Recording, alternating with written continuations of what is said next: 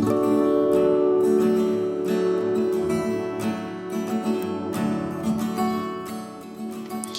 everyone, Danny here, back with another Cocoa Vanilla Studio Design Team layout.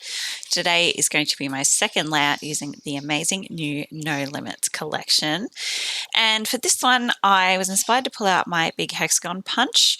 I'm not sure why, I think just all the beautiful papers in the A5 paper stack really made me want to use a bunch of them up on a layout.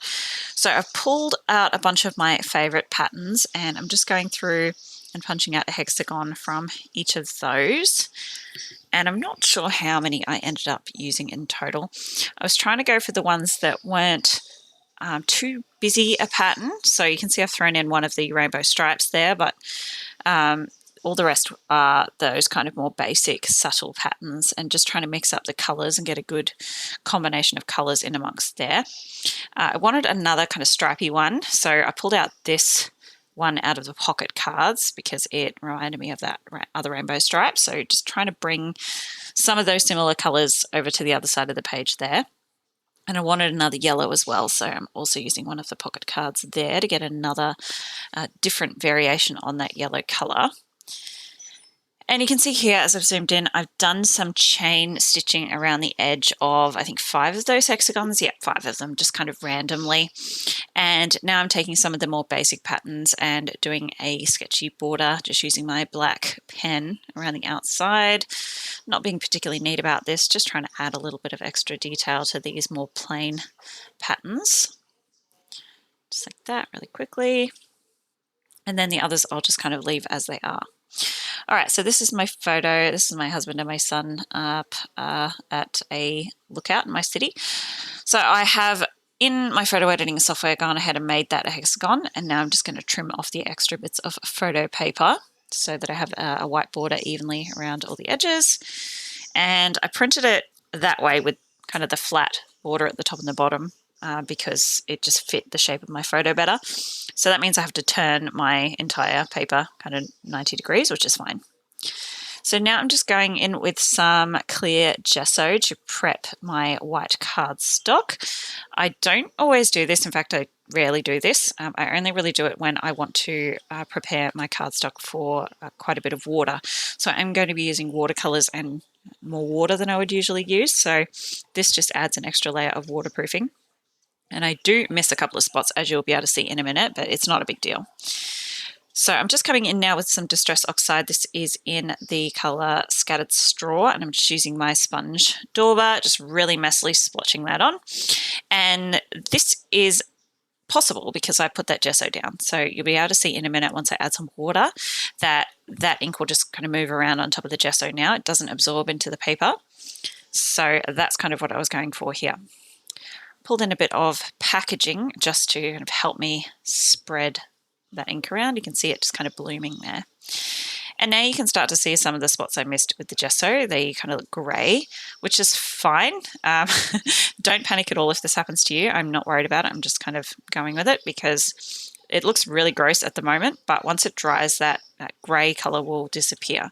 It only looks grey because the paper is white and I have a black mat in the background. So once that dries, it doesn't look grey at all. It's perfectly fine. So I've added some mustard seed in the spray here of the Distress Oxide spray, and it is just far too bright.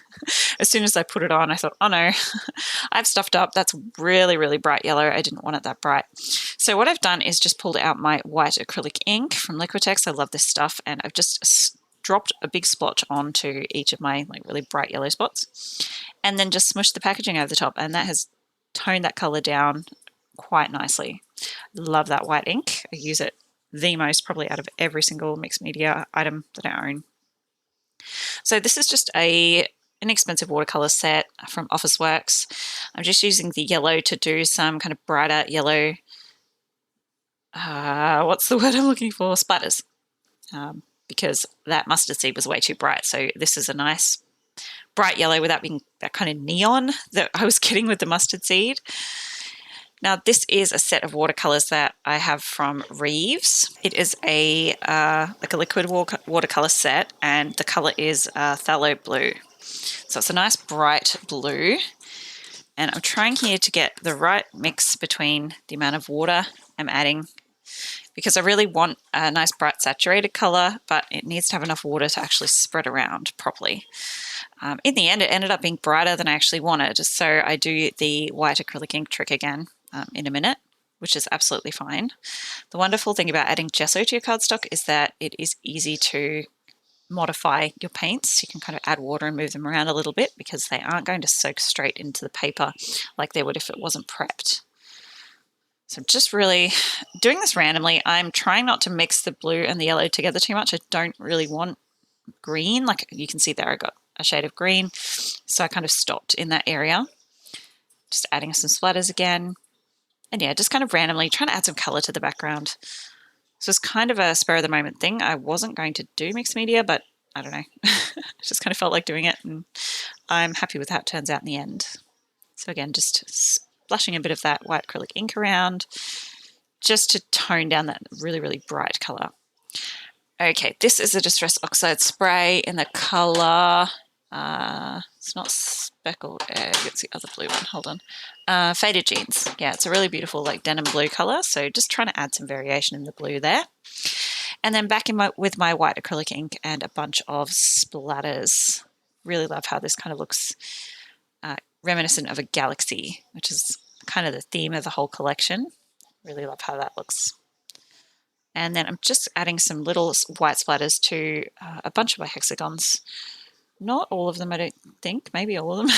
I'm not sure. I just really love how the white splatters look. So, all right, that has fully dried. Some time has passed. I've come back. I'm adding some foam to the back of my photo just to lift it up off the background a little bit.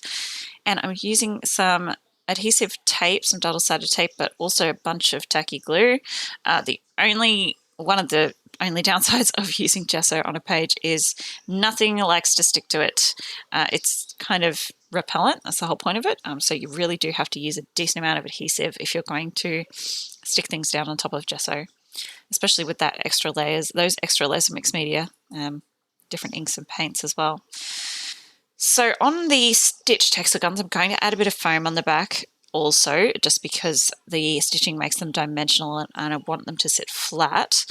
But to the ones that don't have stitching, I'm just sticking them straight to the background paper and then trimming off my overhanging hexagons quickly. So you can see there on the back where the paint has bled through those spots I missed with the gesso. It's totally fine, not a big deal at all. All right, so for my title, I'm going to punch out the epic words from the chipboard stickers. I love how these are kind of like, they're really matte and kind of grungy looking. I love them.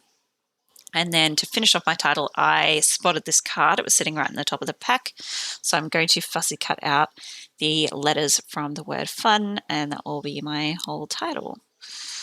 So I won't show you fussy cutting the whole title. I was actually just going to trim around the edge and use the word as a whole word all connected, but I do cut out the individual letters. So there we go, you can see that is there. And then coming in with some of the die cut ephemera. So I love that unlimited starry piece thing. It's kind of cool. So I just want to stick some bits and pieces on top of some of these hexagons to add a bit of extra interest. I've added that Let's Go banner underneath my title. I just thought it filled in that space nicely. Adding in mostly these arrows. I'm adding some white ink border to this one just to make it stand out a little bit. Love the arrow die cuts. And then those black and white kind of sketchy stars I thought were really nice.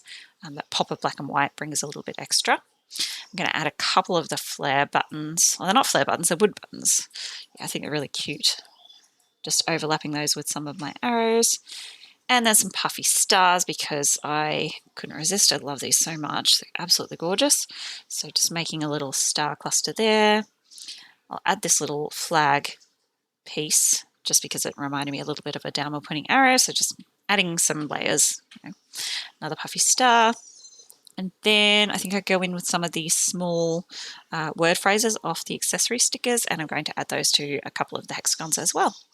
And that is my layout finished. I really hope you enjoyed watching this. I'm really pleased with how it turned out. I absolutely love it. The blog post for this layout and the Cocoa Vanilla Studio Facebook group are linked in the description box below. Close-ups are coming up, and I'll see you next time. Bye, guys.